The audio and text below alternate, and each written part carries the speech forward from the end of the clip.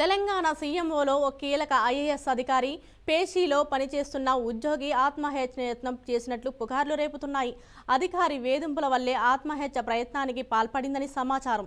గతంలో ఈమె 2 ప్రముఖ ఛానల్లో జర్నలిస్ట్గా పనిచేసినట్లు తెలిసింది.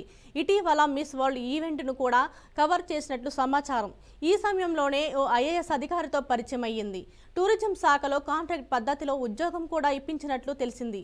బాధితురాలు గతంలో అబార్షన్ కూడా జరిగినట్లు సమాచారం. ఓ మాజీ కేంద్ర మంత్రి కుమార్తె అయిన ఓ డాక్టర్ ద్వారా సదరు మహిళా ఉద్యోగికి అబార్షన్ కూడా చేయించినట్లు తెలిసింది. 3 నెలల గర్భవతిగా ఉండగా సదరు ఐఏఎస్ అధికారి ఒత్తిడి మేరకు అబార్షన్ చేసినట్లు సమాచారం. ఈ క్రమంలో సదరు బాధితురాలు ఆత్మహత్య యత్నం చేసిందని వార్తలు చక్కర్లు కొడుతున్నాయి. దీనికి సంబంధించి ఇంకా ఎలాంటి క్లారిటీ లేదు. ఒకవేళ నిజంగా ఆత్మహత్య ప్రయత్నానికి పాల్పడితే కారణమైన అధికారి పరిణామాలు ఎదుర్కోక తప్పదు.